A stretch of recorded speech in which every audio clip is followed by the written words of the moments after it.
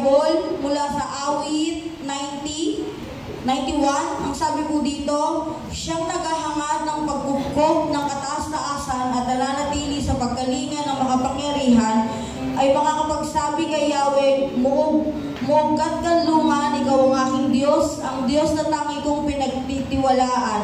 Sa panganib at bitag, ikay kanyang ililigtas at kahit anong matinding salot ay di ka magdaranas. Lulukuban ka niya sa lilim ng kanyang malapad na bakpak at sa kanyang kalinga ay palagi kanyang nakakatiyak na iingatan niya, ipagsasanggalang sapagkat siya'y matapat. Amen po? Tunay nga po ng ating Diyos na buhay ay matapat.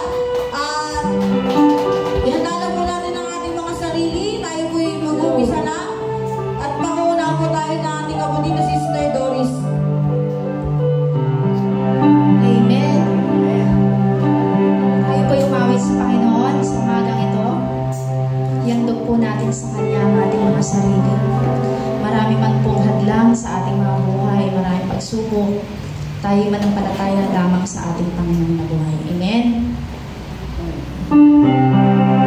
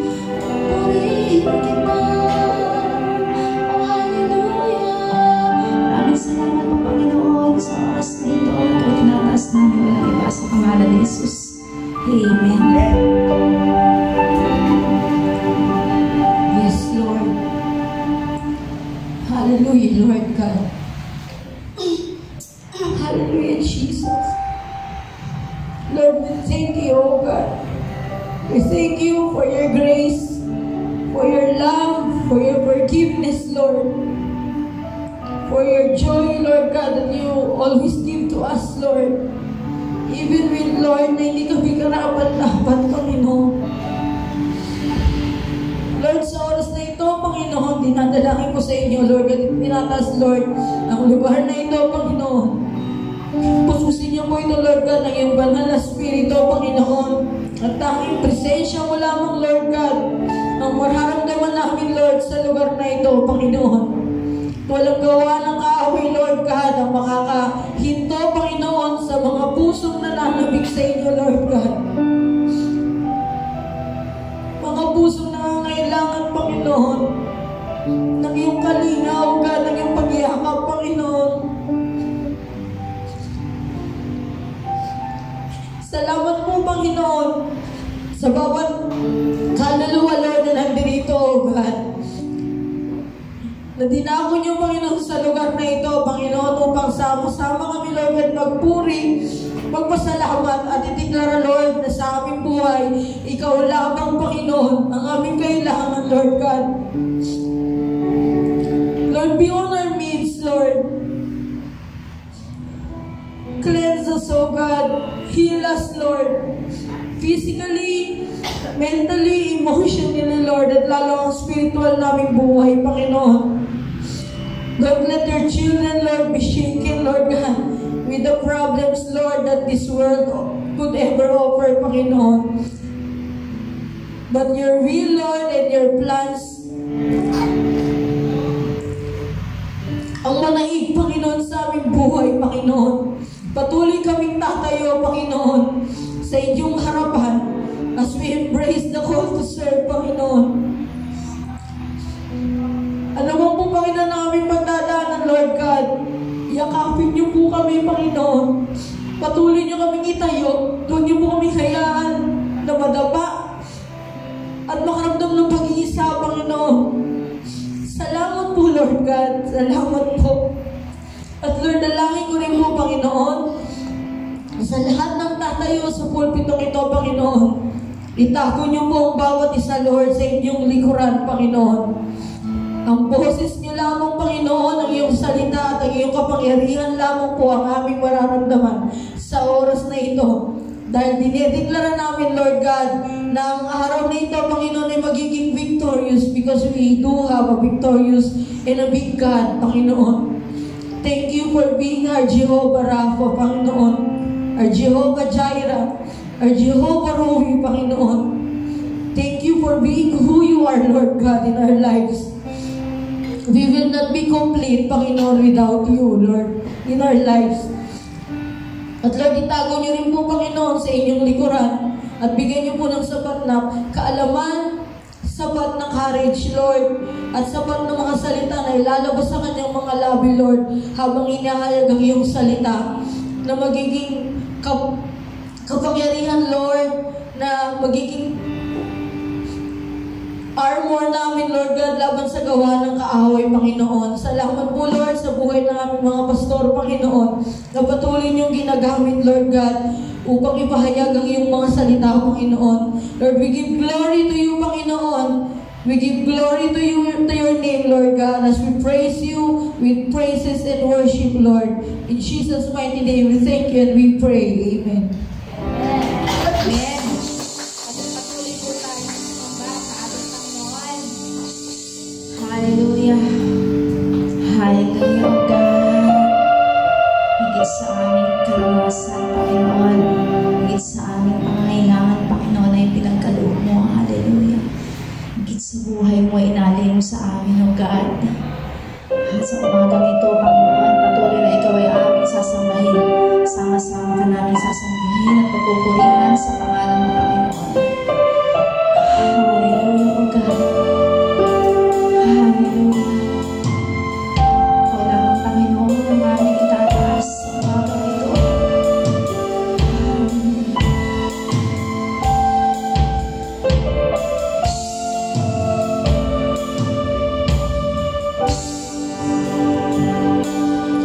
Sa aking ay alam mo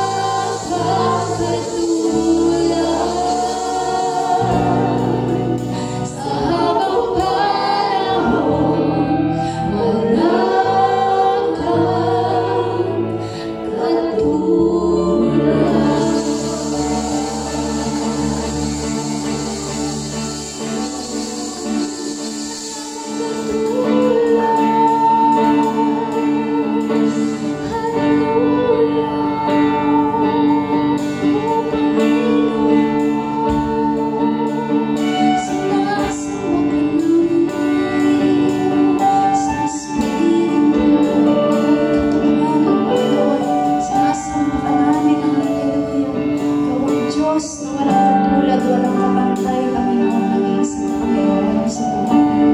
Maraming salamat, Panginoon, sa imuli ang papuri, Panginoon. In the name of Jesus. Amen. Ulit palakpakan po natin ang ating Panginoon. Hallelujah! Sama-sama po tayo magpuri sa Panginoon. Hallelujah! Amen! Halina, sama-sama! Uwitan natin siya ng tanggalan.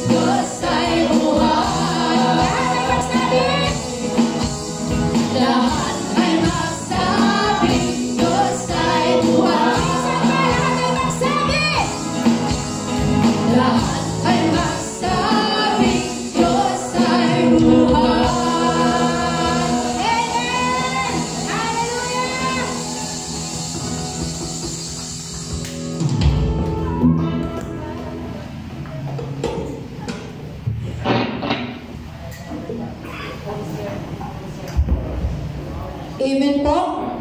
Masarap po bang magpuri sa ating Panginoon? Amen. Amen po. Tunay nga po na napakasarap magpuri sa ating Diyos na buhay. At bilang ating pagpupuri, sino po ang gustong magbigay ng kanilang testimony po? Para papurihan ang ating Diyos na buhay? Sige, si Brother Angel daw po. Brother Angel.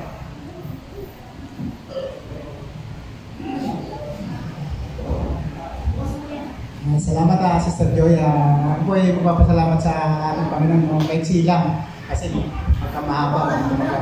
Magpapasalamat ako lang po ang Panginoon na sa aking buhay dahil parang sinubok ako ng talaga parang nanghina ako. No? Pero hindi pala papayag talaga ang Panginoon na ako tuluyan nanghina dahil pinabangon niya ako. At salamat sa isang kapatid na hinahanap niya ako pag hindi niya ako nakita saan ka na ba at sabi ko parang nagising ako at pinapasalamatan ko ang Panginoon dahil talagang hindi ako manghina. Pero talagang ang Diyos natin ay makapangyarihan na talaga tayo. Kasi may time na mayroon na tayong na salita sa ating puso, kaya hindi talaga natin siya nakakalimutan. At yung pagsubok na yun ay parang hindi talaga siya pagsubok, hindi talaga yung diablo talaga parang kumakapit, no? At sa ating buhay talaga tao lang naman tayo at nadadala tayo sa kalikasan natin sa mundo ito. Kaya salamat at purihin ng Panginoon sa buhay ko at muli at pinapalakas niya akong loob na tumuloy at magpatuloy sa kanyang nais sa aking buhay. At pinapasalamatan ko yun dahil yun ay galing sa kanya yung buhay ko. Kaya sabi ko nga sa kanya, ibinigay ko na ang buhay ko sa iyo at maglilingkod ako sa iyo habang ako ay mayroon pang lakas sa aking buhay. Kaya pinapaprayan ko ang Panginoon at binabalik ko ang pinakamatas na papuri.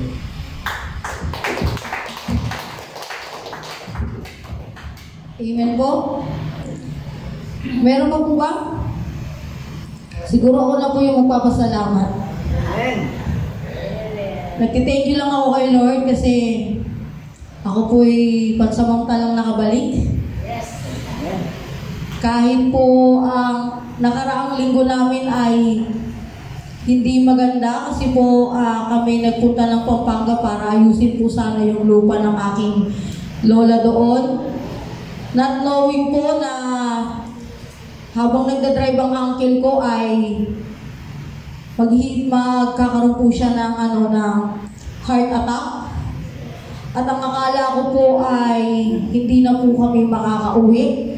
Dahil pagdating po na mula po sa Masantol, bumiyahe po kami. Ang uncle ko po ay, ang hininga niya ay parang bumubuga na lang po sa bibig. Yung katulad ng naranasan ni Pastor Manny. Tapos po, inuubo pa siya. Congested po ang kanyang baga, puno ng tubig.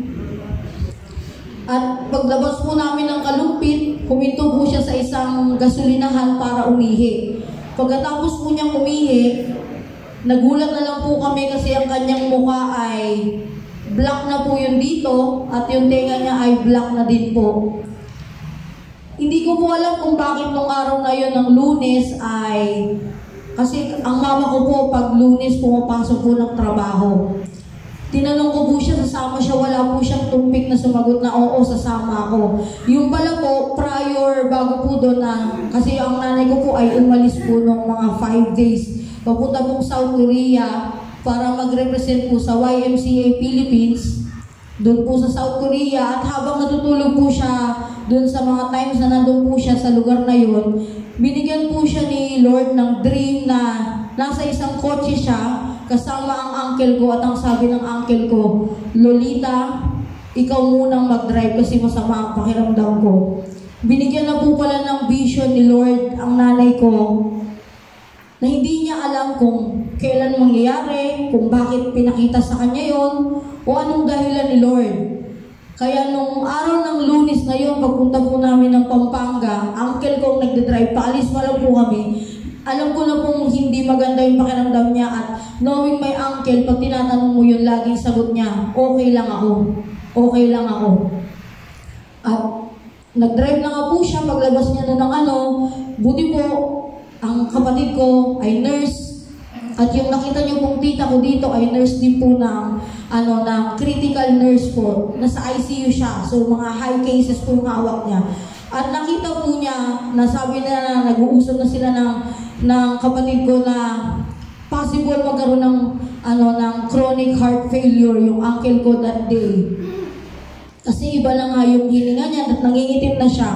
Yung tenga at saka yung labi. So sabi ng mama ko, yung oras na yon, Kuya, bakit ganyan yung mukha mo parang nangingitim? Gusto mo ako muna magmaneho? Yung uncle ko, pag siyang may hawak ng manibela, hindi nagpapapalit yun. Kaya nagulat ako nung oras na yun, sinabi niya, Lolita, ikaw muna mag-drive dahan-dahan lang kasama natin si Ima, dito ako sa tabi mo. Pero inattend po muna siya ng tita ko, kinuha na siya ng oxygen, at nakita ng tita ko at ng kapatid ko si pinagpapawisan siya ng butil-butil kahit nakatapat na siya sa aircon. Nakita ng tita ko na bumababa yung oxygen niya at saka yung heartbeat ng puso niya. So, umuwi na po kami, dire-diretso. Pagdating po namin dito sa may bagong mag-SM Marikina, sabi niya ulit, naiihi ako. So, bumaba po siya, lumakad, sinundan po ng tita ko. Ang hininga niya po ganito. Gano'n na lang po. Tapos, pagpunta niya po doon, umihi po siya, sumunod yung mama ko. Paglabas po niya, buti po nakita siya ng mama ko, sakto lumabas din po. Nakita niya yung uncle ko, nakahawak yung kamay sa pader. At kung ang alas 12 ay ganito, siya ay nagiging alauna na patumba na po. So tumakbo po yung mama ko, hinawakan siya, dinala sa sasakyan. At pagtingin po namin, halos buong mukha na po niya yung nangingitim. So nakita ng tita ko, sabi ko, tinanong ko siya, Uncle, okay ka lang ba? First time kong narinig ang uncle ko magsabi na, Nak, hindi ako okay. Hindi ako okay. 2 beses kong narinig yun. Pumunta po kami sa sasakyan, sa may Petro, na tinignan siya ng tita ko, at nakikita ng tita ko, nag-uusap yung 2 kapatid ko sa tita ko, dahil nurse nga sila, mga technical terms ng nursing. At yung iba doon naman ay naiintindihan ko, kaya sabi ng tita ko, pupunta na tayo ng ospital sa Metropolitan, doon po sa may Masangkay, malapit sa Divisoria. So sabi na ayaw ng uncle ko, hindi po kasi talaga napapadala sa ospital yun. Sabi ng tita ko, hindi, makinig ka sa akin, yung nararamdaman mo hindi dahil yan sa pag-ubo mo, kundi dahil sa puso mo. So habang bumiyahe po kami, sabi ng tita ko, wala bang mas malapit na ospital? Kasi, syempre nga po, hangawak niya ICU.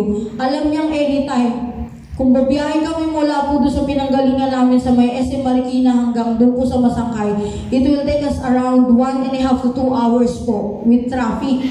So, alam niya na anytime, pwedeng may mangyari.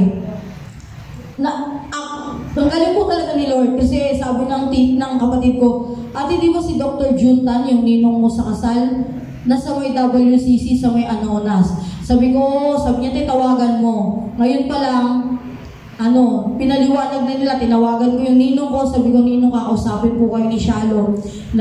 Nag-explain siya. Sabi niya, Dr. Jun, ang possible CHF. Sabi niya, itakbo muna sa pinakamalapit. So, tinakbo namin doon. Lumabas po na ang puso niya ay magang-maga. At ang tibok po ay 17 na lang ang ejection fraction niya. Yung bago niya po, punong-puno ng tubig. Kaya ganun po siya hirap. Siya po yung uncle ko na nakita niyo pumunta dito ng anniversary. At second time niya na pong nag-heart attack. Hindi ko po alam nung panahon na yun kasi may hawak akong bata. Nandiyan yung lola ko. Yung lola ko nakikita ko, nag-aalala siya at hindi pwede sa kanya yung nai-stress. Dapat nga po wala pa ako dito. Dapat magpapa-extend sila kasi nag-aalala siya sa anak niya. Pero dahil may check-up din siya sa US ng 14, kailangan niyang lumipad. So lumipad po sila, lumabas po yung uncle ko. Ang alis po nila ay 7 ng 9 a.m. Lumabas po sila ng hospital 6 ng March 6 ng alas 4. Dapat po hindi sila palalabasin ng hospital pero nakipag-usap yung tita ko na may kasama naman silang nurse doon sa malapit sa kanila. So pinaliwanag ng tita ko, mas okay na po siya ngayon. Di okay na po. Hinatid na yung uncle, hinatid na po namin yung lola ko sa airport. Pag-uwi po namin, akala ko po ay aatakihin na naman siya dahil ang nandun lang po sa bahay nila sa Antipolo, yung asawa niya, tsaka yung apo niya. Ang nanay ko na po yung nag-drive nung sasakyan. So pagbalik po namin doon, ayun na naman siya, sumusuka na naman. Pinagpapawisan ng malamig dahil sobrang init. Kaya sabi ko nga, bago tayo umalis, maging okay muna siya. Kasi sabi ko, hindi naman ako aalis dito na nandun yung pag-aalala sa akin. Kasi tuwing yung uncle ko, pupunta ng ospital yan, walang bukang bibigyan kundi Joy ang pangalan. Lagi yan sa akin. Kaya minsan, yung anak niyang babae, nagsalita na nga sa akin na Sabi niya, buti ka pa nga, para kang anak ni Papa. Sa'yo, nakakapagsalita siya, sa akin hindi. So parang masakit para sa akin yun kasi hindi ko alam ba kung ganun lang siya nagsalita o parang baka nagsiselo siya sa pagturing sa akin ng uncle ko. So sabi ko sa kanya, magiging okay din kayo kasi hindi sila in good terms. Sabi ko, pero siguro yung panahon na yun na binigay ni Lord, siya rin po yung babaeng sinasabi ko na pinsan ko, siya rin yung pinag-pray ninyo na nagkaroon ng bara sa puso, sa malaking ugat ng puso niya kasi nasa lahi po namin ng sakit sa puso at diabetes.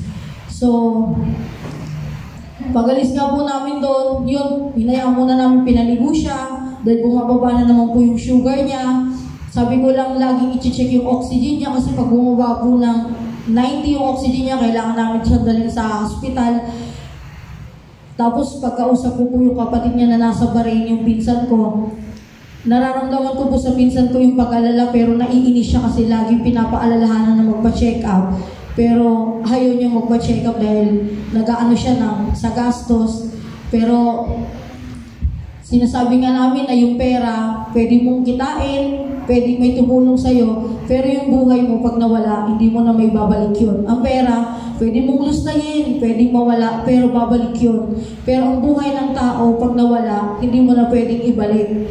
So ngayon, yun, araw-araw na lang tinatawagan, kaya baka next week yun, check up kami, ako rin ang sasama sa kanya kasi ako yung tinatanong ng pinsan ko, ng tita ko, ng kapatid ko. Sa akin lagi yung update.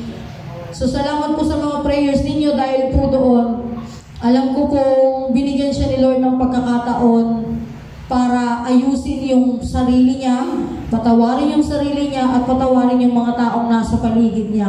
Kasi hindi po, yung uncle ko po, hindi siya yung suplado yun. Pagka ayaw ka niya, hindi ka niya kakausapin. Ganun siya. Kahit nasa harapan ka pa niya, kahit magsalita ka, wala siyang iimik sa'yo. Ganun yung uncle ko. Masyado po siyang prangka. Masyado siyang suplado. Pero pag kilala mo naman siya, yung kiliti niya, pag nagsalita ka lang, makukuha mo yung gusto mong sagot sa kanya. Kaya dahil po sa sitwasyon na yun, kahit pa paano nag-uusap na silang mag-anak, magtatay. Sabi ko nga sa pinsan ko, siguro yun yung ginawa ni Lord na way. Hindi man ganun kaganda, pero yun yung ginawa ni Lord na way para maging maayos kayo kahit pa paano. Tapos sabi ko, susunod na yan yung asawa mo na, kakausapin niya na rin yan. Kailangan lang natin idaan lagat sa prayer. At dahil po sa prayer ninyo, alam ko po na dinugtungan ni Lord yung buhay ng uncle ko kasi may gusto siyang ituro sa uncle ko kung paano magpatawad sa mga taong hindi niya gusto at mga taong may nagawa sa kanya. Yung pagpapatawad kasi kapag ang tao hindi ka marunong magpatawad sa sarili mo, hindi ka rin makakapagpatawad sa ibang tao. So patawarin mo muna yung sarili mo sa lahat ng pagkukulang mo, kung ano man yung meron sa'yo. Pag pinatawad mo yung sarili mo at nilinis mo yung puso mo, magkakaroon ka ng pagkakataon magpatawad sa mga taong kahit maliit na kasalanan lang yan, papatawarin mo yun. Kaya salamat kay Lord dahil minsan pa pinatunayan niya yung kapangyarihan niya at yung prayer na may magagawa sa buhay ng taong nangangailangan. In a split seconds, binigay ni Lord yung healing na yun. At ngayon, mayroong panibago siyang buhay para mag-testimony rin sa ibang tao kung gaano kabuti ang Lord sa kanya. To God be all the glory po. Salamat po at hindi ko na po papatagalin. Tinatawagan ko na po ang ating pastor, si Pastor Arturo Bandong para po sa The Word of God.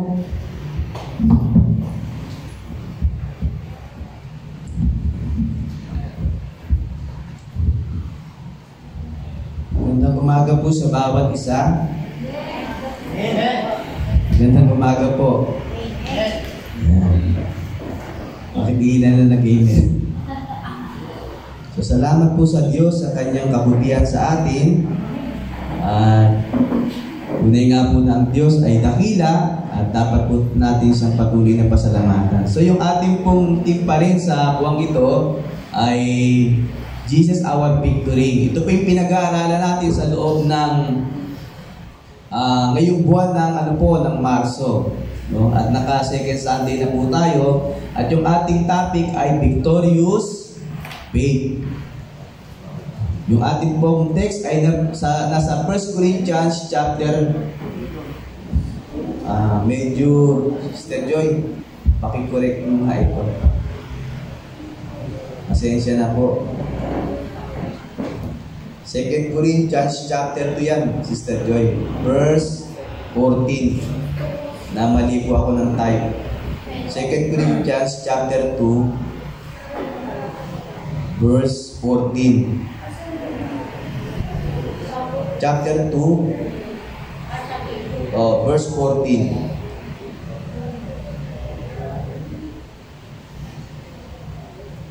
Yan po yung text.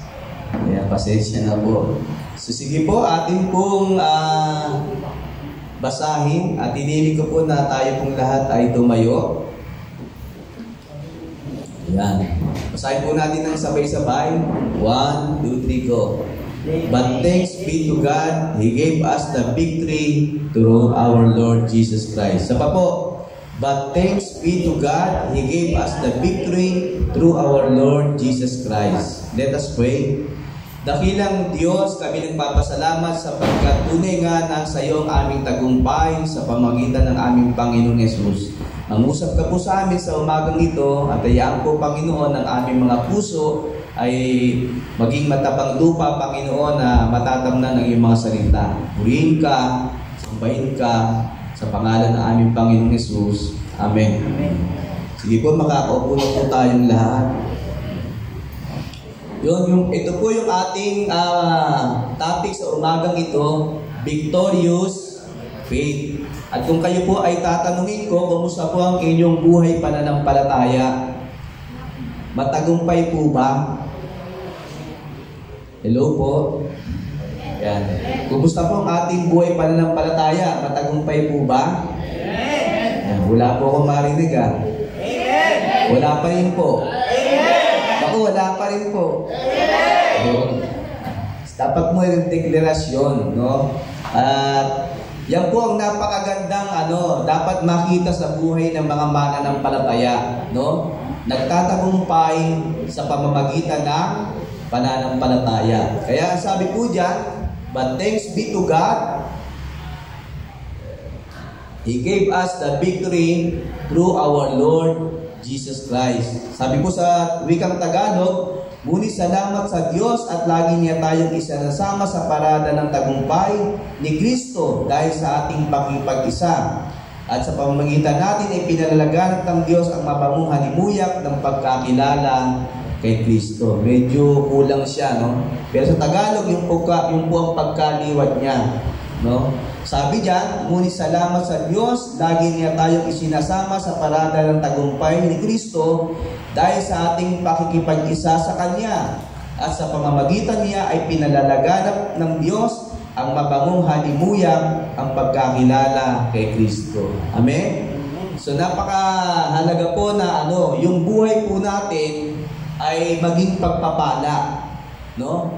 Pagpapala kanino? Sa ating mga kapatid sa pananampalataya, sa ating pamilya, no? At lalong-lalo sa ministeryo na meron po na ipinagkaloob sa atin, no? Kaya nasabi, ano man ang iyong ginagawa, gawin mo para sa ikaluluwalhati ng Diyos. Hindi mo yung ginagawa para lamang ma-please mo ang tao, no? Kundi ginagawa mo yun para malugod sa iyo ang Diyos. Okay? Kasi kung yun ay gagawin mo lamang para sa tao, manghihimagod ka, no? O si manghihimagod, baka magsawa ka. Kaya po, yung ating pananampalataya ay laging nakaangkla sa ating Panginoong Yesus. What is victorious faith all about? Ano nga ba yung matagumpay na pananampalataya, no?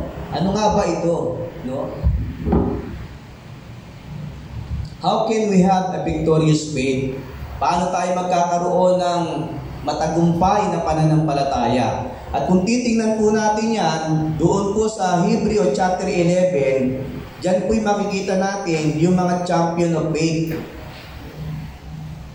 Hebreo chapter 11. Sabi po dyan, sa verse 1, sabi una sa lahat, tayo may pananalig kung nagtitiwala tayong mangyayari ang mga inaasahan natin at naniniwala sa mga bagay na di natin nakikita. At kinalugdan ng Diyos ang mga tao noong una dahil sa kanilang pananalig sa Kanya. Dahil sa pananalig sa Diyos, naunawaan natin na ang sanlibutan ay nilalang sa pamamagitan ng salita niya at ang mga bagay na nakikita at mula sa mga hindi nakikita. Dahil sa pananalig sa Diyos, si Abel ay naggandog ng mas mabuting hain kaysa inihandog ni Cain. Dahil doon, si Abel ay kinalalang matuwid nang tanggapin ng Diyos ang kanyang ang kanyang handog. Bagamat patay na, siya ay nagsasalita pa sa pamamagitan ng pananalig sa Diyos. Dahil sa pananalig sa Diyos, hindi namatay si Enoch, kundi inilipat sa kabilang buhay. Hindi na siya nakita sapagkat inilipat nga siya ng Diyos. Sinasabi sa kasulatan na si Enoch ay naging kalugod-lugod sa Diyos bago inilipat. At hindi kinalulugdan ng Diyos ang hindi nananalig sa Kanya, sapagkat ang sino mang lumalapit sa Diyos ay dapat maniwalang may Diyos at siyang nagbibigay ng gantimpala sa mga humahanap sa Kanya. Dahil sa pananalig sa Diyos, pinakinggan ni Noe ang babala ng Diyos tungkol sa mga bagay na mangyayari. Hindi pa niya nakikita, gumawa siya ng isang daong upang siya at ang kanyang sambahayan ay maligtas sa pamamagitan nito. Sa pamamagitan nito, hinatulan niya ang sanlibutan at siya ipinilang na matuwid ng Diyos dahil sa kanyang pananalig. Dahil sa pananalig sa Diyos, tumalima si Abraham nang siya papuntahin ng Diyos sa lupang ipinangako sa kanya at humayo siya, bagamat hindi niya alam kung saan siya paroroon. Dahil din sa kanyang pananalig, siya nanirahan bilang dayuhan sa lupang ipinangako sa kanya ng Diyos. Tumira siya sa mga tolda kasama ni Isaac at Jacob na kapatumanggap ng gayon din pangako mula sa Diyos. Habang hinihintay niyang maitatag ang lungsod na ang nagplano at nagtayo ay ang Diyos, dahil sa pananalig sa Diyos, si Sarah, bagamat matanda na, ay niloob ng Diyos na magkaanak, sapagkat nanalig siya na tapat ang nangako. Kaya sa taong may tuturing na halos patay na ay nagmulang isang lahi na naging kasindami ng bituin sa langit at ng buhanginan sa dalampasigan. Silang lahat ay namatay na may pananalig sa Diyos. Hindi nila nakamta ng mga ipinangako ng Diyos, ngunit natanaw nila iyon mula sa malayo. Kinilala nilang sila'y dayuhan lamang at nangibang bayan dito sa lupa. Ipinakikilala ng mga taong nagsasalita ng gayon na naghahanap pa sila ng sariling bayan. Kung ang naalala nila'y ang lupaing ipinanggalingan nila, may pagkakataon pang makabalik sila roon. Ngunit ang hinahangad nila'y isang lungsod na lalong mabuti, yaong nasa langit, kaya hindi kinaya ng Diyos na siya'y maging Diyos nila, sapagkat ipinaghahanda niya sila ng isang lungsod. At nang subugin ng Diyos si Abraham, pananalig din ang nagudyok sa kanya na ihandog si Isaac bilang hain ng Diyos, bilang hain sa Diyos. Handa siyang ihandog ang kaisa sa niyang anak, gayong ipinangako sa kanya ng Diyos na kay Isaac magmumula ang magiging lahi niya. Naniniwala siyang mabubuhay ng Diyos si Isaac at sa patalinhagang pangungusap na balik nga sa kanya si Isaac mula sa mga patay. Dahil sa pananalig sa Diyos, iginawag ni Isaac kina Jacob at Esau ang pagpapala para sa hinaharap. Dahil sa pananalig sa Diyos, iginawag ni Jacob ang pagpapala sa dalawang anak ni Jose bago siya mamatay. At tumawag siya sa puno ng kanyang tungkod at sumamba sa Diyos. Dahil sa pananalig sa Diyos, sinabi ni Jose nang siya'y malapit ng mamatay na aalis ang mga Israelita sa Ehipto at ipinagbiling dalhin ang kanyang mga buto. Dahil sa pananalig sa Diyos, ang mga magulang ni Moises ay hindi natakot na sumuway sa utos ng hari. Nang makita nilang maganda ang sanggol, itinago nila ito sa loob ng 3 buwan. Dahil sa pananalig sa Diyos, tumanggi si Moises nang siya may sapat na gulang na tawaging anak ng prinsesa ng anak ng Paraon. Inibig pa niyang makihati sa kapihang dinaranas ng kanyang bayan ng Diyos kaysa magtamasa ng panandaliang aliw na dulot ng kasalanan. Itinuring niyang higit na mahalaga ang pagbabata dahil sa Mesiyas kaysa kayamanan ng Ehipto, sapagkat napako ang kanyang paningin sa mga gantimpala sa hinaharap. Ang pananalig din sa Diyos ang nag-udyo kay Moses na lisanin ang Ehipto kahit magalit ang hari. Matatag ang kanyang kalooban sapagkat para niyang nakikita ang Diyos. Dahil din sa pananalig na ito, kaya niya itinatag ang Paskwa at iniutos ang pagpapahid ng dugo sa mga pintuan ng bahay upang huwag patayin ng anghel ang mamumuksa ang mga panganay ng Israelita. Dahil sa pananalig sa Diyos, nakatawid ang mga Israelita sa dagat na pula na wari sa tuyong lupa. Ngunit nang tumawid ang mga Ehipto, sila'y nalunod. Dahil sa pananalig ng mga Israelita sa Diyos, gumuha ang muog ng Jericho matapos nila itong ligirin ng 7 araw. Dahil sa pananalig sa Diyos, si Rahab, ang babaeng may maruming pamumuhay, ay hindi napahamak na kasama ng mga ayaw pasakop sa Diyos. Kasama ng mga ayaw pasakop sa Diyos, sapagkat malugod niyang pinutuloy ang mga tiktik. Magpapatuloy pa ba ako? Kulang ang panahon para isa-isay ko ang mga tungkol kina Gideon, Barak, Samson, Jepte, David, Samuel at sa mga propeta. Dahil sa pananalig nila sa Diyos, nakalupig sila ng mga kaharian, gumawa ng matuwid at nagkamit ng mga ipinangako ng Diyos. Nagpatikom sila ng mga bunganga ng mga leon, pumatay na nangangalit na apoy at naligtas sa tabak. Sila'y mahina ngunit binigyan ng lakas upang maging magiting sa digmaan. Anapat na paurong akong bugbo ng dayuhan. Dahil sa pananalig sa Diyos, ibinalik sa mga babae ang kanilang mga patay matapos buhayin muli. So dito po'y makita natin na napakarami po na mga tao ng Diyos sa lumang tipan na sila'y namuhay na ang pundasyon ay ang kanilang pananalig sa Diyos. Amen po? Amen. Sapagkat yung pananalig sa Diyos, yung po ang magbibigay sa atin ng katagumpayan. Subalit ano nga ba yung pananalig na yan? No, ano nga ba yung pananampalataya na yan na tinutukoy ng Biblia? What is victorious faith all about? Upang tayo magtagumpay. And paano tayo magiging matagumpay sa ating pananampalataya? Alam niyo po, sabi yan, Christian life is not a simple life. It requires faithfulness, perseverance, and for us to have a victorious life, we should abide in Christ. Hindi madali ang buhay sa mundo, no? Hindi siya simple, no? Nangangailangan ito ng katapatan natin, yung ating pagiging matatag upang tayo magkaroon ng matagumpay na buhay kapag nanatili tayo kay Kristo. At alam po natin yan, no? Kailangan alam mo, ikaw ba'y namumuhay sa pananampalataya? No, ikaw ba ay namumuhay sa pananalig sa Diyos? Ikaw ba ay namumuhay ayon sa kalooban ng Diyos? O ang lahat lamang ng iyong ginagawa ay para lamang sa kapakanan ng kung sino? O baka ang iyong ginagawa ay para lamang sa kapakanan ng iyong kapwa at hindi sa Diyos?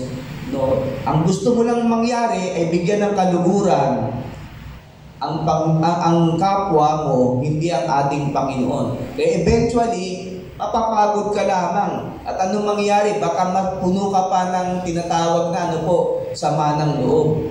Yun po ang nakalulungkot kapag ang isang mananampalataya ay hindi siya talaga namumuhay sa kalooban ng Diyos. Mapupuno lang ng sama ng loob yung kanyang puso. Kasi bakit? Hindi siya nagagabayan ng salita ng Diyos. So, kailangan po makita natin yung mga katotohanan na yan. At mula po sa ating binasa, ito pong mga taong ito sa Hebrews chapter 11, malinaw na sila'y namuhay ng may pananalig sa Diyos. At wala naman pong pinagkaiba yung kanilang buhay sa atin. Sila rin po ay nakaranas ng mga pagsubok, nakaranas ng mga problema, no? Iba't iba ang mga pinagdaanan nila. Pero makita natin sila isinulat dito sa aklat ng Hebreo upang maging halimbawa para sa atin na mga mananampalataya sa kasalukuyan. Amen po ba? Amen. Sila po, yung buhay nila ay dapat magbigay ng inspirasyon sa atin, no? Para makita natin kung paano silang namuhay sa pananampalataya, ganun din naman po tayo. Amen po? Ikaw Kristiyano, tayo Kristiyano, di naman po yung ating aim sa mundong ito, di po ba? Bilang mananampalataya, ay gusto mong ikaw ay magtagumpay, no? At yun din, higit sa lahat, yun po ang kalooban ng Diyos sa atin. Maging matagumpay ka sa iyong buhay, pananampalataya. Siyempre, pagka ikaw ay matagumpay sa iyong buhay, pananampalataya, kahit na anong hirap, nakangiti ka pa rin. Di ba? Kahit na anong problema pinagdaraanan mo, nakangiti ka pa rin. Kaya yung kapitbahay mo, titingnan ka na lang, kasi bakit may problema ka na, ngingiti-ngiti ka pa. Siguro, bumibigay ka na.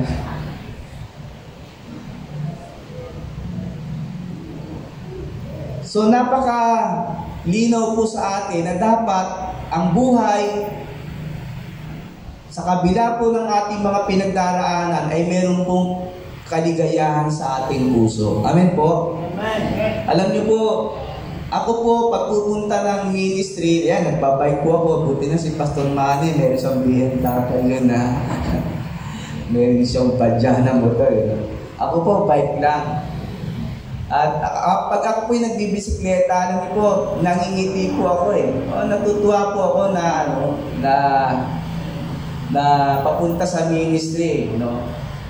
Yung po yung hindi ko po maintindihan, hindi ko rin po maipaliwanag yung po yung sabi ng banal ng salita ng Diyos no? Ang bunga ng banal na espiritu ay kagalakan. Di po ba? At yun ang hindi mo ma-explain talaga yun no? Kahit na may hirap, totoo, pero pag naiisip mo yung kabutihan ng Diyos, no, sa iyong buhay, kung paano ka sinusustain, binibigyan ng kalakasan, no?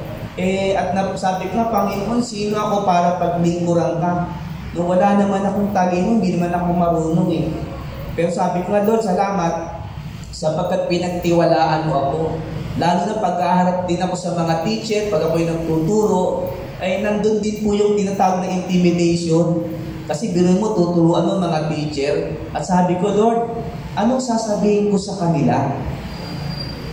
Marunong itong mga to Nakamarunong pa nga sana. Lord, anong sasabihin ko sa kanila? At pananampalataya po ang nag-udyok sa akin upang magpatuloy na mangaral po sa kanila. At salamat sa Diyos sapagkat ang Diyos ang nagbibigay sa akin ng idea kung paano ko ipapahayag sa kanila ang salita ng Diyos. Sabi nga sa kanila, hindi po ako ang teacher nyo. Ang tagapagturo po natin ay ang Espiritu ng Diyos. Ako po ay facilitator.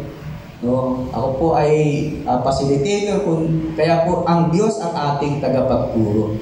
At dahil po sa pananalig ko sa Panginoon, ako po ay nagpapatuloy ng paglilingkod sa Panginoon. Amen po? Kaya sabi ko nga, mapapalad yung mga may asawa. Kasi pag uwi nila ng bahay, magkape ka muna, diba? Tapos, basa ka na ng pawis. Diba? Ano bang ulam ang gusto mo? Diba? Tapos pagkatapos medyo, pakimasahe nga yung likid ko na masarap din, no? Samantalang ko, pag uwi sa bahay, mamamalengke pa ako. Tapos yun, magluluto. Pero alam nyo, sabi ko nga, Panginoon, kung hindi dahil sa'yo, sabi ko, bakit ko gagawin ito? Opo, sabi ko, Panginoon, kung hindi lang dahil sa'yo, bakit ko gagawin ito? Diba? At yung salita ng Diyos, alam niyo po sabi, let your light shine before men, that they may see your good works and glorify the Father who is in heaven. Kung yung paiiralin lang natin, yung mga sarili nating katuwiran, babalikan natin yung dating nating pagkatao, madali lang naman yun diba? Pero sabi nga, mabuti pang hindi mo nakilala ang katotohanan. Pero salamat sa Diyos, sapagkat dahil sa pananalig sa Diyos, tayo nagpapatuloy. Amen? Amen? What matter is faith to God. Amen po? Yun, nakangiti na, oh. Palakpakan po natin ang Panginoon. Hallelujah. Amen po? Yan. So, salamat po sa Diyos sa kanyang kabutihan. Number 1, ito po, focus our eyes and mind to Jesus. Allow not anything that hinder our relationship to Him. Kailangan, kung ikaw mananampalataya, i-focus mo ang iyong paningin sa Kanya at ang iyong isipan. Bakit? Huwag mong hayaan na yung mga hadlang, no, sa buhay, no, ang siyang pumigil o sumira sa iyong relasyon sa Panginoon. Amen? At alam po ninyo yan. Alam po ninyo yan. No? Kaya, focus your eyes and mind to Jesus. No? Laging ang paningin natin nakatuon sa ating Panginoong Yesus, ang ating isipan. No? Kasi pag inintindi mo yung mga hindi magandang pangyayari sa iyong buhay, in-entertain yun, masisira una relasyon mo sa Panginoon. Diba? At sasabihin mo, Lord, bakit ganito? Ginagawa ko naman ang lahat, pero bakit ganito sila? Biruin mo yun, diba? Nag-i-expect ka ng in return sa kanila ng magandang bagay. Diba? Lord, bakit ganito? Diba? Ginawa ko na ang lahat. Pero bakit ganun sila? Teka muna. Kanino mo ba ginagawa niya? Para sa akin o para sa kanila? Sino ba ang nagbe-bless sa'yo? Sila o ang Panginoon? Di po ba? Focus our eyes and eyes to Jesus. Huwag nating i-allow. When we say i-allow, andyan yan yung mga hindrances, yung mga problema, di ba? Na pagsubok na dumadaan sa ating buhay. Pero huwag mo yan i-entertain. No? Harapin mo lang yan. No? Huwag mo siyang i-entertain. Sapagkat yan ay makakasira ng relasyon natin sa Panginoon.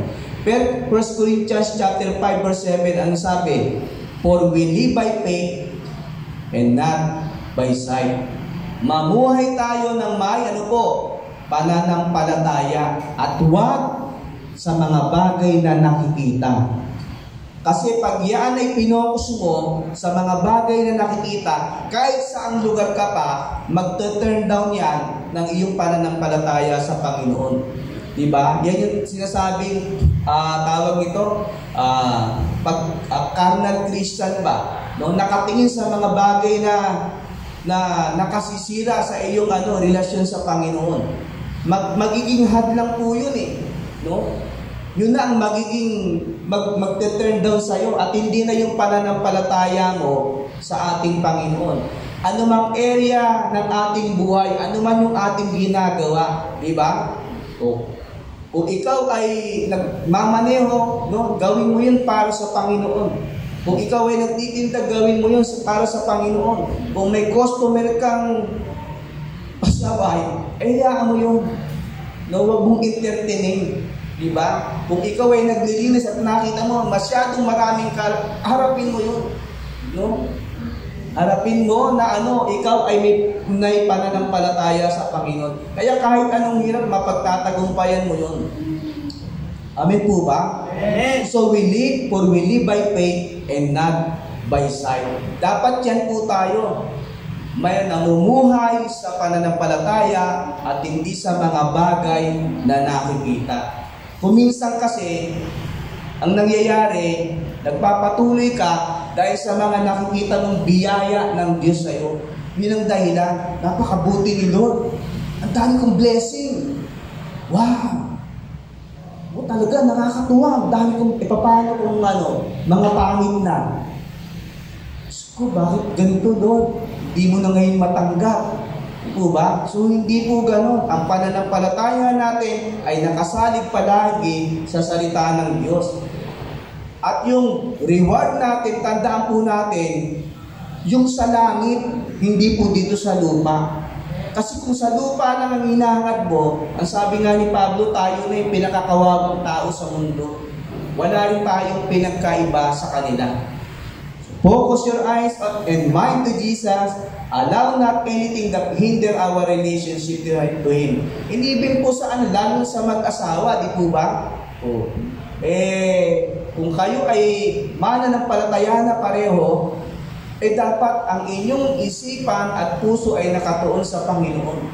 Huwag na doon sa mga tawag nito, yung weaknesses ng iyong minamahal sa buhay. Tanggapin mo na. Diba? Tanggapin mo siya. Huwag mo nang bilangin yung kanyang mga pagkakamali. Diba? Para ikaw, yung relasyon mo sa Panginoon, ay lalo pang tumatag. Kasi si Lord naman yan Diba? Magbibigay sa'yo ng katatagan. Sabi ko nga, dahil ako po ang siyempre tagapamalengke, tagaluto, sabi ko, iniisip ko, kung tatanungin ako ng mga kapatid ko, di ko, bakit mo nagagawa yan? Sabi ko sa kanila, siyempre dahil sa mahal ko ang Panginoon at mahal ko rin kayo. At nagagawa ko ito dahil sa inyo. Tinuruan niyo rin ako. Sabi naging positibo yun. Di ba? Yung pagtingin mo sa mga bagay. Dahil sa kanila. Di ba? Tinuruan kanila na maging matatag. Di ba? Lord, gusto kong maging matatag. Gusto kong maging matiisin. Binigyan ka tuloy ng kasama na may sakit-sakit sa ulo. O sige, sabi mo maging matiisin. O di ba? Subukin ka din. Sige, anong gagawin mo ngayon? Lord, alisin mo to sa akin. Ayoko ng ganito. Sabi mo, gusto mo maging matiisin Tapos ngayon, binigyan kita ng pagsubok na ganyan. Inalaw ko sa iyo, ngayon ayaw mo na. Gusto mo ba maging matatag? Gusto mo pala, pagpraktisan mo yan. Di po ba? Isipin mo na lang, pinagpapraktisan mo yung mahal mo sa buhay. Kidding aside, hindi naman po ganun. So, focus our eyes and mind to Jesus. Allow not anything that hinder our relationship with Him. 2 Corinthians chapter 5 verse 17. Next is, accept whatever trials before us. Tanggapin po natin yung mga pagsubok na hinaharap po natin. Huwag nating talikuran. Kasi maging irresponsable kang Kristiyano. Amen? Kahit na sa ating mga negosyo, di po ba? Maging pinagkatiwala sa atin ng Panginoon, dapat, pagyamanin natin yun sa paanong paraan. Kapag dumarating na ang mga hamon sa ating buhay, challenges sa ating buhay, you will become responsible Christian. Ano sabi dyan? Sa 1 Corinthians chapter 10 verse 13, no temptation has seized you except what common to man. And God is faithful, He will not let you tempted beyond what you can bear. But when you are tempted, He will provide way out so that you stand up over it.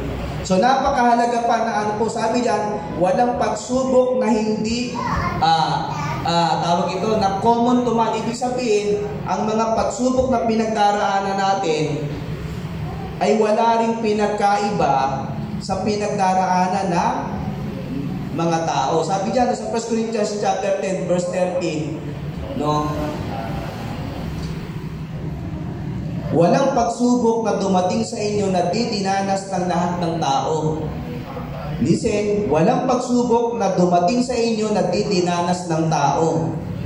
Tapat ang Diyos, hindi niya ipahintulot na kayo subukin ng higit sa inyong makakaya. Sa halip, pagdating ng pagsubok, bibigyan niya kayo ng lakas upang mapagtagumpayan iyon. Amen po ba? So it means, alam ng Diyos kung anong pagsubok ang pagdaraanan mo. At alam niya rin kung anong pagsubok ipahintulot niya sa iyo.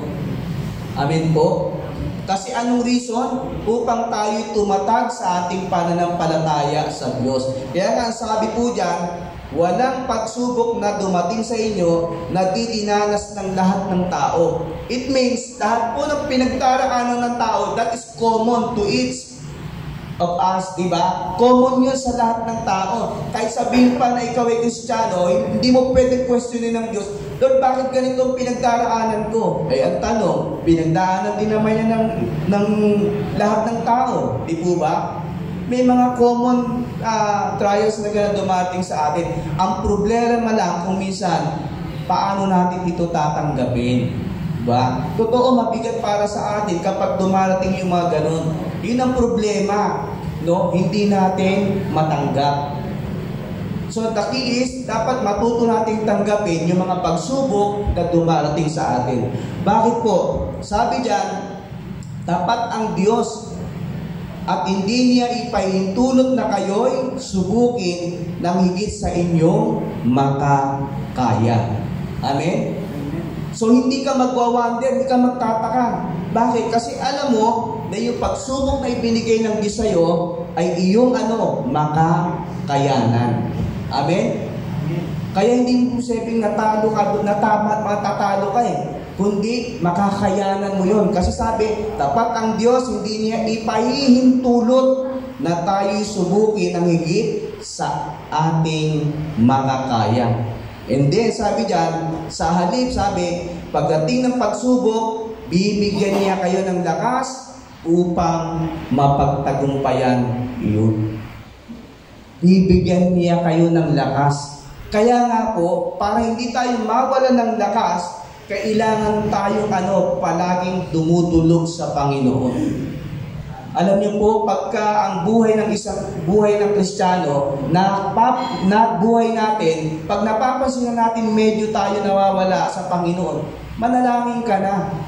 Amen po? Pag nawawala ka na sa wisyo, dahil sa problema, manalangin ka na. No? Kasi bakit? Sabi ito, sa halip, pagdating ng pagsubok, bibigyan niya kayo ng lakas. Upang mapagtagumpayan iyon. Ang problema, kung hindi tayo humingi ng lakas sa Panginoon, di ba? At paano nangyayari? Ini-entertain mo palalo yung problema mo. Pero kapag ikaw ay humihingi ng lakas sa Panginoon sa paano paraan, dumadalangin ka palagi sa Diyos dahil may pagsubok kang hinaharap, asahan mo, natatanggapin mo yung kalakasan mula sa Panginoon. Amen po? Amen. Kaya sabi dyan, walang pagsubok na hindi dinanas ng mga tao. That is common to us. At alam naman po natin yan, di po ba? Yung minsan wala kang pera, di ba? Nagkakasakit ka, di po ba? Minsan nagkakagalit kayong magkakapatid, di ba? May mga hindi pagkakaintindihan, di po ba? Mga common problem yan Naalala ko tuloy sinabi ni pastora natin, sabi niya yung tinatawag na self-invited trouble. Ano yun? Nablansya ka, tapos naligo ka, ano mangyayari sa'yo? Magkakasakit ka na. Di ba? Ano pa? Di ba? Dahil mahilig ka sa matamis, alam mo nang yun, hindi ka pa nag-control, ano mangyayari sa'yo? Diabetes. Di ba? Mananampalataya ka na, tinanggap mo na si Jesus, di ba? Mahilig ka pa rin tumoma. Sabi ng salita, tigilan. Ayaw mo siyang pansinin. Nagkaroon ka tuloy ng sakit saan? Sa atay. Pinagbawalan ka na ni Lord di ba? Yun yung consequences. Mahilig kang manigarilyo. Kristiyano ka na, di ba? Ayaw mo pa rin tigilan. Kaya inaalaw ng Diyos yun di ba? Para tayo ay turuan. Hayaan naman ng Diyos yan pero yung kanyang salita, na binabasa mo, itinuturo sa'yo, ipapaalala rin ng Diyos sa'yo yan.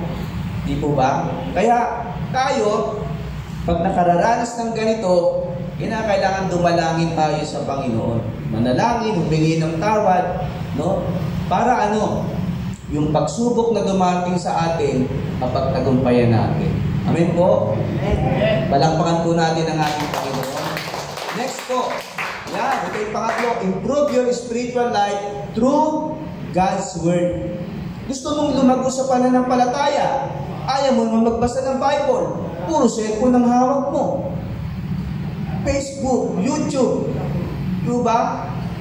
Anong mangyayari? Diba? Alam niyo yung sabi ko nga sa mga estudyante, yung cellphone, mapandin lang yan pag hindi mo yan binantayan. Di ba? Mauubos ang oras mo dyan. Di ba? Bakit po? Tested ko yun Di ba? Isa na rin ako sa nalilindan.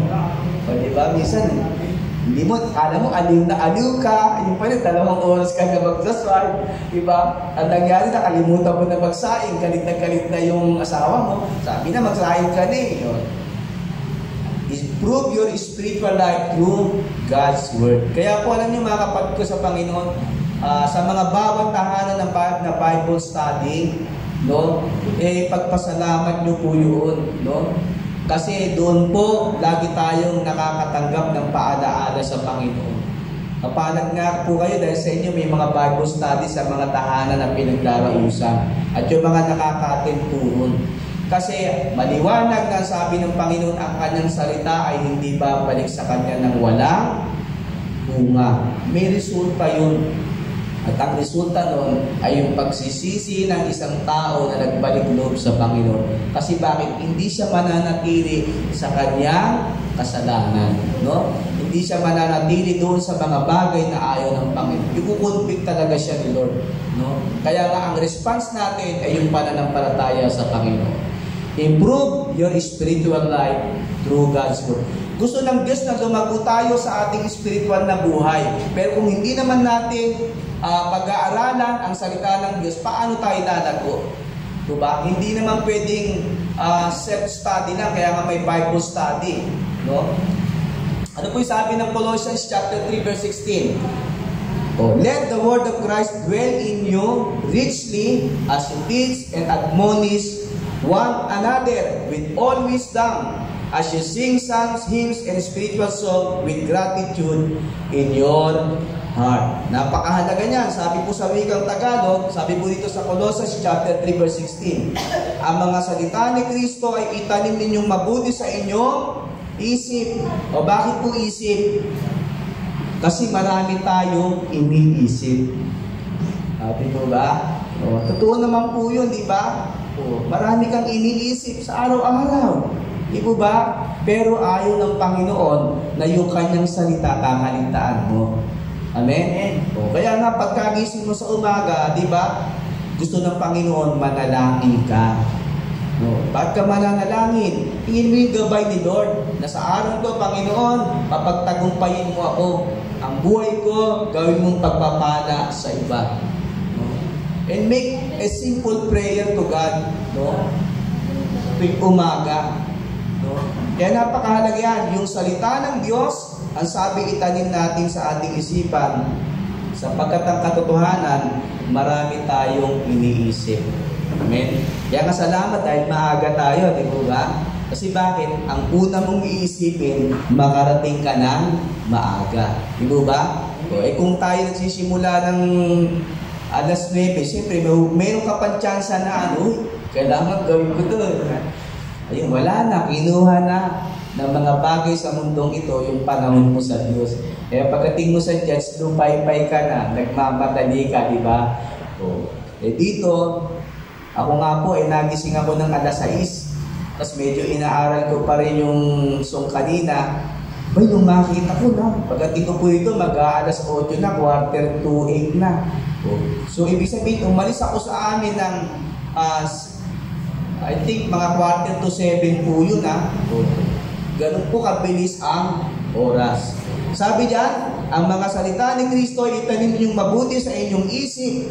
Magpaalalahanan kayo at magturuan ng buong kaalaman, umawit ng mga salmo, mga himno at mga awiting espiritual na may pagpapasalamat sa Diyos. Kaya po sa ating Bible study, hindi nawawala yung ating pag-awit, di po ba? Upang tayo makatulog sa presensya ng ating Panginoon. Napakahalaga ng salita ng Diyos. No? Kasi yan ang magiging gabay natin sa ating spiritual na buhay, sa ating pananampalataya at sa ating paglakad sa ating Panginoon. Itanim sa ating isipan. No? Yan ang ibig sabihin, huwag nating kalimutan. Siyempre, hindi naman lahat yan mariretrieve ng iyong isipan, di po ba? O kaya nga sabi ng Panginoong Yesus, yung kanyang Espiritu Santo na ibinigay sa atin ang magpapaalaala ng mga salita ni Kristo sa atin. Amen? Amen. Pero hindi naman nangangahulugan, hindi ka na magbabasa.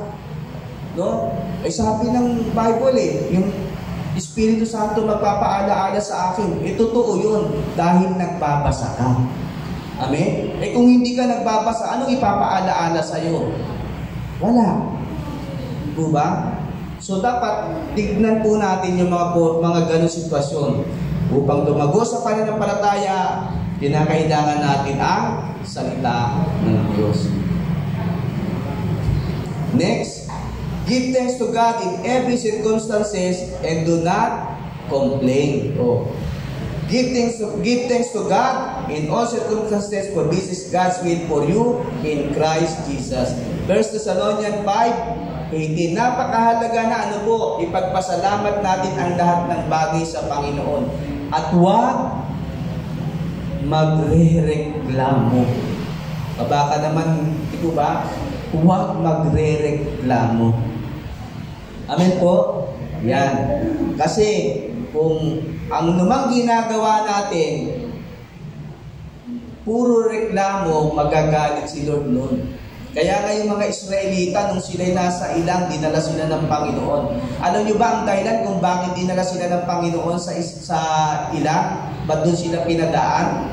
Instead na sila ay maglalakbay lamang sa maikling panahon, sila ay pinaraan ng Panginoon sa wilderness upang turuan silang magpakumbaba.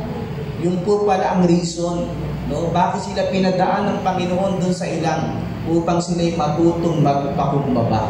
Huwag silang magmataas. Kaya nung sila'y nasa ilang na, bababasa po natin, di ba? Sila ay nagre-reklamo. Sabi, walang karne rito, walang tinapay, di ba? Mabuti pa sa Ehipto, sabi nila, meron mga sibuyas, no? Lahat ng ingredients nandoon. Kaya ang Panginoon, nagalit sa kanila, at sila po ay nakakaranas na pagtutuwid ng ating Panginoon. Kaya po tayo, anuman ang sitwasyon ng ating buhay, dapat ipagpasalamat po natin sa Panginoon. Amen? Amen. At yan ay natututunan din po yan, no? Kailangan, lagi mo nang i-practice, Lord, salamat sa kabutihan mo sa akin, no? Kahit po may mga pinagdaraanan ako, nararanasan ko naman po ang kalakasan mula sa iyo, di ba? Lord, salamat sapagkat ikaw ang nagsusustain sa akin. Laging andun sa ating mga labi, no? Ang pagpapasalamat sa Panginoon. Sabi nga dyan, in every circumstances, lahat ng pangyayari, kahit po hindi maganda, ipagpasalamat natin sa Panginoon. Sapagkat, sabi dyan, for this is God's will for you in Christ Jesus. Yun ang kalooban ng Diyos sa atin sa pamamagitan ng ating Panginoon Yesus. Kung nais natin po ng isa pong tunay na halimbawa, tingnan na lang natin ang buhay ng ating Panginoong Yesus. Di po ba? Yung nangyari sa Panginoong Yesus ay kalooban ng Diyos sa Kanya. Diba? Pero kung isipan lang natin, ay baka sabihin na, hindi ang kalooban ng Diyos sa Kanya. Hindi po. Yung po'y malinaw na paglalarawan, isang cruel death, no? Cruel punishment na tinanggap ng ating Panginoong Yesus. Napakasakit na parusa, napakasakit na kamatayan ang tinanggap niya. Pero yun ay pinahintulot ng Diyos sa Kanya. Kaya po tayo, wala po tayong mairarason. Kung ano man yung ating pinagdaraanan, tanggapin po natin yun. At magpakatatag tayo sa ating pong pananampalataya sa Diyos. At ang susi, ipagpasalamat natin sa Diyos ang lahat ng bagay. Amen po? Palakpakan po natin ang Panginoon. And lastly po, choose to be happy in good times or in bad times. Nasa atin po ang pagpili, no? Maganda man o hindi maganda ang pangyayari, nasa atin ang pagpili. Magiging masaya ka ba o hindi?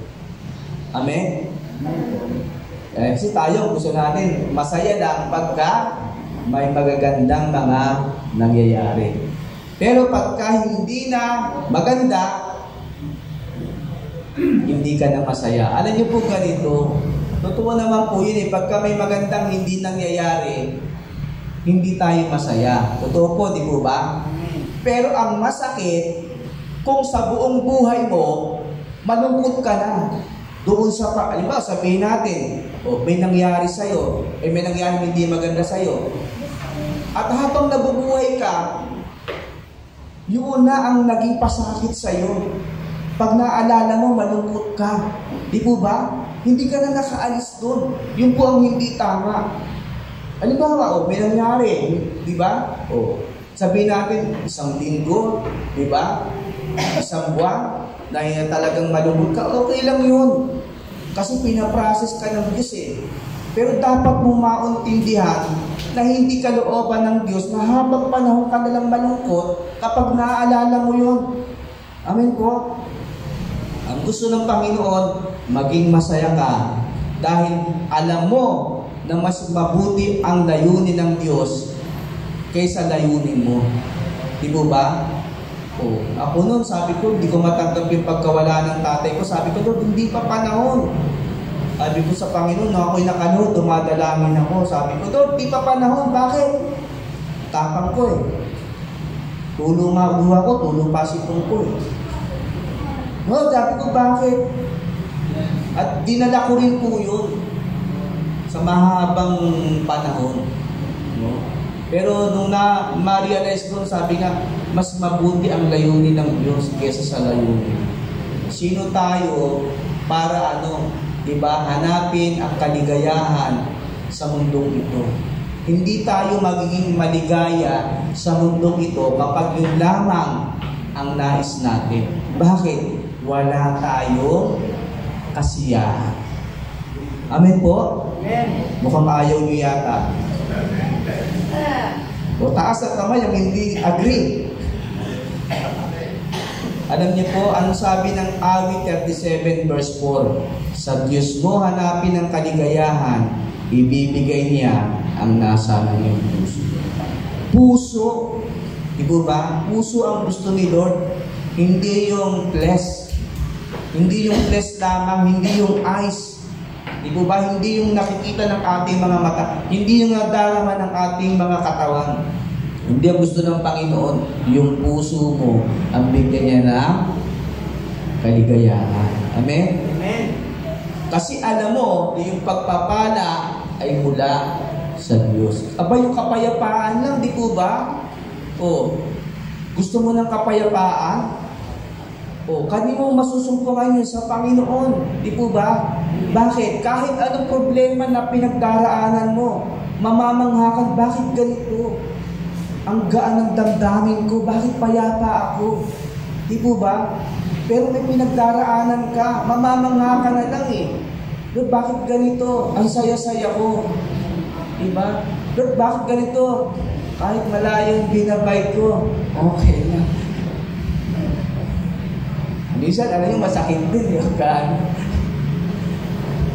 Tapos pawisan ka, pero mangingiti ka na lang dahil bakit? Alam mo na, nabibigyan mo ng kaluguran ng Diyos. Di ba? Hindi naman ang importante ron eh. Na kahit nahihirapan ka, basta ikaw, Lord, para sa iyo to. Di ba? Para sa iyo to, Lord, kahit mahirap. Amen? Amen. So, palakpakan po natin ang ating Panginoon. Magandang umaga po sa ating lahat. Ano sabi diyan? 1 Thessalonians 5 verse 16, be joyful always. Amen? Amen. Maging masaya tayo sa lahat ng oras, sapagkat ang kaligayahan natin ay mula sa ating Panginoon. Palakpakan po natin ang ating Panginoon. Hindi ko po na kayo po ay tumayo at isa pa po tayong manalangin sa ating Panginoong Diyos. Tayo po magpasalamat. Let us bow our heads and let us pray. Dakilang Diyos, salamat sa buhay na ipinagkaloob mo sa amin. Gaya ng iyong pangako, Panginoong Yesus, na ikaw ay naparito upang kami magkaroon ng buhay, isang buhay na ganap at kasiyasiya. Panginoon, salamat sapagkat alam mo na kami patuloy na sumusunod sa iyong kalooban. Alam mo, O Diyos, ang aming mga puso. Alam mo, O Diyos, kung gaano ka namin kamahal, Panginoong Diyos, sa kabila po ng aming mga pagkukulang. Alam mo, O Diyos, ang aming katapatan sa iyo, Panginoong Diyos, kahit kami po'y nagkukulang. Alam mo, O Diyos, ang aming pagdilingkod sa iyo, Panginoong Diyos, kahit sa aming pong mga kahinaan. Kaya o Diyos, kami nagpapasalamat sapagkat gaya ng iyong sinabi, kami matagumpay dahil sa aming pananalig sa aming Panginoong Yesus. Kaya o Diyos, sa umagang ito, maraming salamat sa katotohanan ng iyong mga salita. Puspusin mo kami, dakilang Diyos, ng iyong banal na Espiritu. Puspusin mo kami, o Diyos, ng iyong kalakasan. Puspusin mo kami, o Diyos, ng iyong kapayapaan, upang ang aming buhay, dakilang Diyos, ay tunay na magiging pagpapala sa lahat ng tao at sa aming mga mahal sa buhay, gayon din sa aming mga kapatid sa pananampalataya. Panginoong Diyos, maraming salamat sa kagalingan sa aming pisikal na katawan na nakararanas, Panginoong Diyos, ng karamdaman. Subalit, Panginoong Diyos, salamat sapagkat ikaw ang aming dakilang manggagamot. Salamat, O Diyos, pinalalakas mo kami at pinatatatag sa aming pananampalataya sa iyo. Kaya aming Amang Diyos, wala kaming ibang masasabi kundi ang magpasalamat at magpuri sa iyong dakilang pangalan sapagkat ikaw ang Diyos na nagmamahal sa amin mula pa noon hanggang ngayon at pagpakailanman. Purihin ka, O Diyos, sambahin ka sa pangalan po ng aming Panginoong Yesus.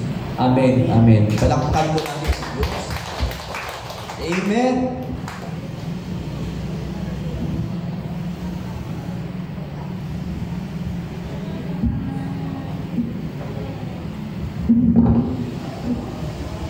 Amen po. Ngayon po, idadako naman po tayo sa isa pang parte ng ating service, ang pagkakaloob. Napangungunahan po tayo ni Brother Gord. Amen. Purihin po ang Diyos. Samahan niyo po ako sa pagbasa mula sa Galatians chapter 6 verse 7 to 8.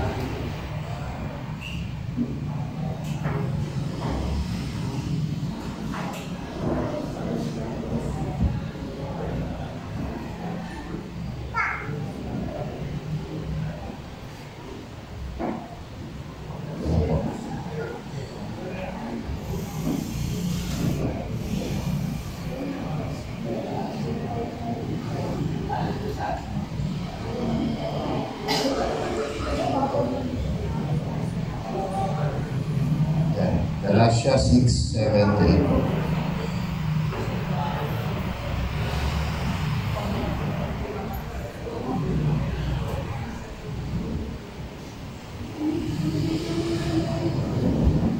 Huwag ninyong linlangin ang inyong sarili.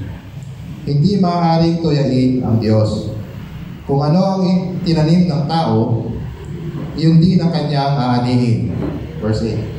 Ang nagtatanim para sa sarili niyang laman ay aanin ng pagkabulok mula sa laman.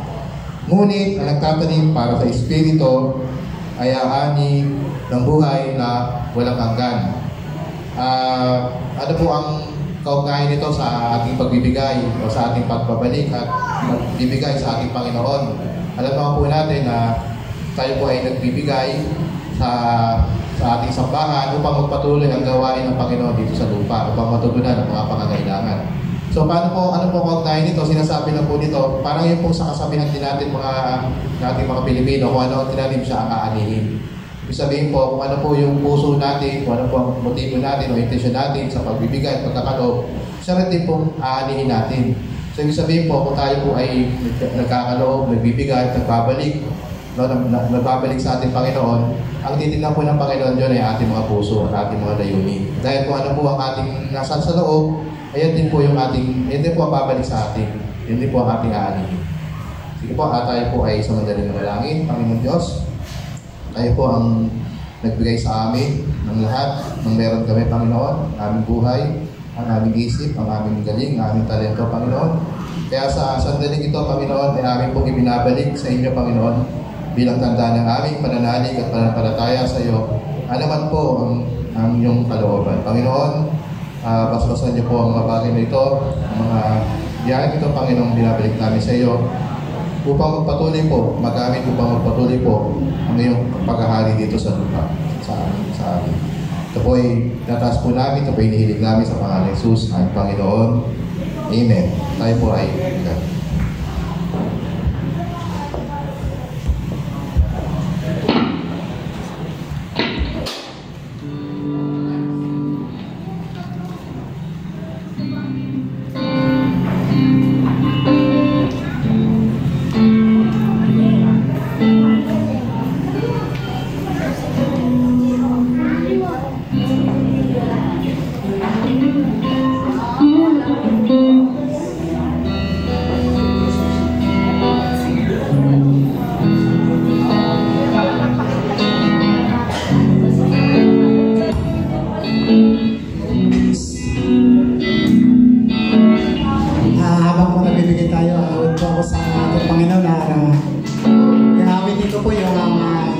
ka, ito po nakantap na rin po ito sa Nakakaramdam ka na ba ng kahinaan? Sa bawat hirap at pagsubok na nagdaraan, sa isip mo'y di wala ka nang magagawa. Ang puso mo'y nandun kasabay ang pagluha. Ngunit ito ang lagi mo pagkatatandaan. Pag-ibig ng Diyos sa iyo lagi nakalaan. Ang nais niya'y lumapit ka sa kanyang luklukan. Lahat ng iya'y papalitan niya ng kagalakan. Lumapit ka sa kanyang luklukan. Siya ay naghihintay na iyong buksan pinto ng iyong puso. Lumapit ka, luha mo'y papagirin. Panlulumo ng puso mo ay kanya aalisin. Nakakaramdam ka na ba ng kahinaan? Sa bawat hirap at pagsubok na nagdaraan, ang nais niya'y lumapit ka sa kanyang luklukan. Lahat ng iya'y papalitan niya ng kagalakan. Lumapit ka sa kanyang luklukan. Siya ay naghihintay na iyong buksan pinto ng iyong puso. Lumapit ka sa kanyang luklukan. Siya ay naghihintay na iyong buksan pinto ng iyong puso.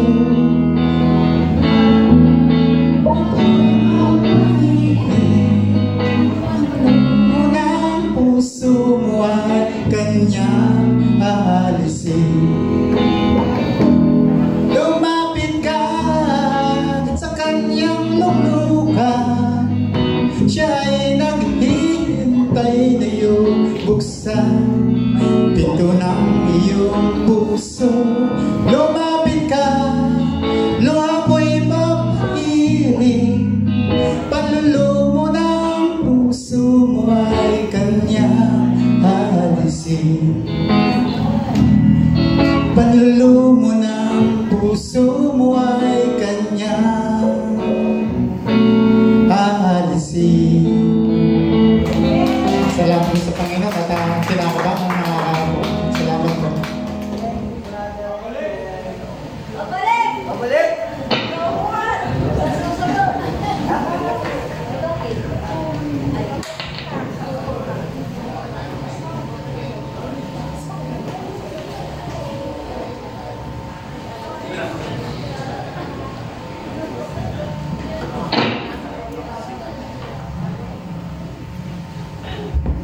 Ayan mga kapatid, muli ay kayo po inaayon kong tumayo at tanggapin po natin ang benediction ng ating Panginoong Diyos. Atin pong itaas ang ating mga kamay at tanggapin po natin ang pagpapala ng Diyos. Ikaw po aming Amang Diyos na nagmamahal sa amin ng lubos. Lagi Panginoon ang iyong patnubay ay sumaamin, ang kagalakan kapayapaan ay sumaamin sa patnubay ng iyong banal na Espiritu. Sa pangalan ng aming Panginoong Yesus. Amen. Amen.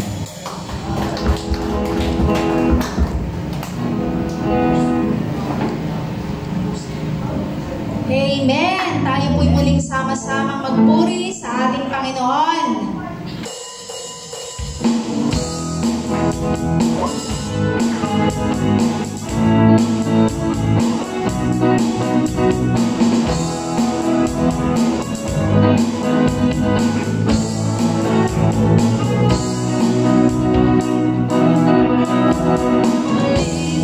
Sama-sama, purihin natin siya.